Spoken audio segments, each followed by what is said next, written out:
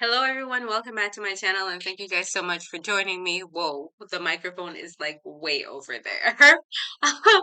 I'm your host Nanda Helker and welcome back to my channel where we talk everything about relationships, um, family, and the like. And of course, you can see in the background is my self-portrait that I absolutely enjoy and love. I'm also an artist, and we're not going to be talking about that tonight. We're going to be talking today. Today, we're going to be talking um about the engagement process. This is a little bit of a controversy. I know people are going to come for me when it comes to this topic, but I'm going to have to get into it. So let's just get into it. It's a freestyle Monday, y'all. I don't have any notes. Yes, so whatever comes out of my mouth will be unedited, uploaded, and you can just decide if you think I'm losing it or not. So the 5-year engagement process. I call it the 5-year engagement process because people feel like I've been watching a lot of videos on this topic about engagement being a process that where you have to vet the person, you have to get to know them, you kind of have to, guard yourself and make sure that they are on point with the things that you want.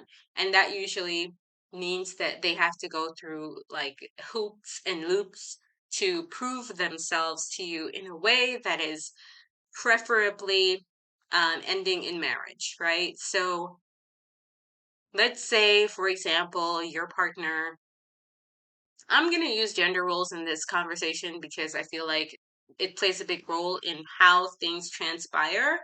And because a lot of people have been asking me about like what was my engagement process like, my husband and I did not have an engagement process. He came to Belize, we met, he left, I came to visit him, things gelled. Wait, he came to visit me, and then he came back to visit me again, and I came to visit him after he came to visit me, and we sort of like made it official.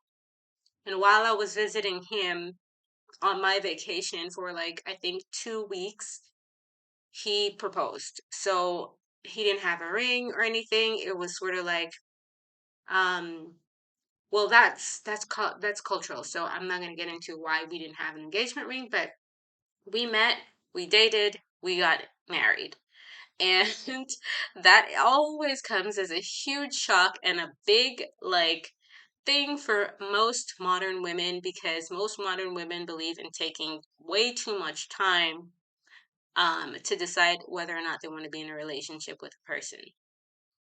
And or the relationship is so casual in its standing that modern women don't actually know where they stand technically with this person because the lines are so blurred.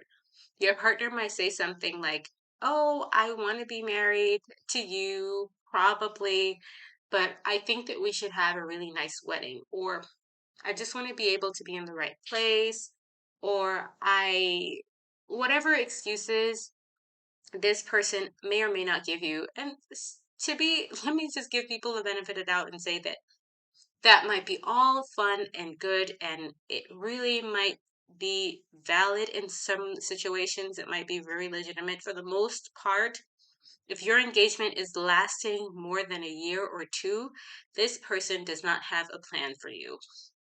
And I know that comes across as very harsh and very, very like, oh, you don't know my circumstances, you don't know my man. I don't have to know your man to know that this is something that men value extremely highly. And if they're not coming into the relationship already, first of all, a man who's ready to marry technically has nothing necessarily to do with you as a person. They're in that place in their lives where they want to have a wife. And that's why you see a lot of men who are in these long live-in relationships, probably, or long on again, off again, been there, done that, don't need a t-shirt, can go from that situation and then marry someone 6 months or 6 weeks after they've left you, or 6 days after they've left you. And it might not necessarily mean that that person had that person all along somewhere. I've seen this happen, but I've seen this happen way too often where a woman might be investing her time in a partner that actually does not have any long term plan for her.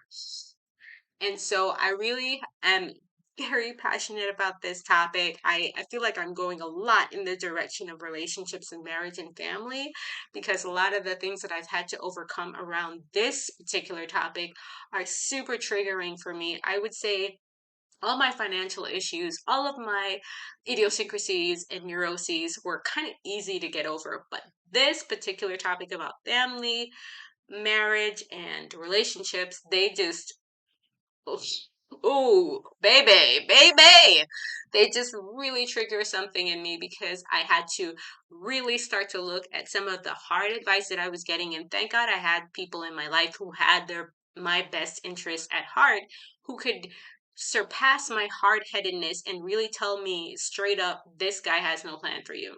And even though it took me a long time and a lot of pain and heartache to acknowledge that, when I finally got that, it was super liberating and freeing for me. So I didn't drag out relationships that did not need to go any further, and that didn't have an actual um destination, so to speak. And I was able to really start to see my value and worth, and more importantly, look at things in a different light and perspective, where I was beginning to and able to take more and better control over my own situation. This is something that we all need to do as women. Ladies, you already know, if you've been here before in this on this platform, I do not mince words when it comes to self-awareness and personal responsibility. It is your job to vet these men properly, and do not waste their time or yours if you see that this is not going to go anywhere. So that means that actually, if you are in a relationship with someone right now and you are considering this person for marriage, and you have had the conversation where the person has hinted and a specific time has passed, of course, you know how long you can wait and you know your level of patience. I knew that I was not going to be waiting more than 6 months for a person to declare profess their love for me and tell me what their plan was for me. And I know for a lot of women that's like, oh my gosh, that's too short, that's too much. If you're not in a place right now where you are 100% sure that you're in the dating market for a husband, then get out of that and just start to think about why that is. Because um, I could do a whole series, and I probably will do a whole series as to what it is marriage is and what it isn't, because I think that is part of the issue. When people come into the dating arena, they can't tell the difference between a husband, a potential husband, and just somebody that's going to fiance their way into your bedroom and just kind of like stay in that situation for another 6, 10 years while using you, blocking other potentially good candidates, and wasting time that you are essentially allowing them to do. And so learning how to differentiate guys who have planned for you, and if a guy's gonna play with you, to quote Steve Harvey, is an acquired skill that we all should be able to acquire quickly, so that we don't find ourselves in a situation where our hearts are getting broken too often, too many times. I hope that this information has been helpful for you. I know it's like I didn't really give much advice. I will. But if you find yourself in a situation where you are in a relationship with somebody who you're interested in being with, and marriage has not come up in the way that you have wanted to, that is a red flag that this person does not have a plan for you, and you should probably exercise your options. I do talk about these options in one of my other videos. I hope you can check that out as well. You always have these options, regardless of how painful some of them may be. But exercising those options is a right and liberty and freedom that you have, no matter what the situation may look like. And I would encourage you to exercise your options based on what is best for you, and not what's best for him. I know, this is like shocking. Like, oh, Nana's coming for the men today. What? Yes, baby. I believe that everybody should be happy, and if you're in a situation where you're not happy, constantly worried, not sure, not certain, maybe it might be a chance in time for you to reevaluate things and do something different. So I will see you in the next video, and stay safe and stay free.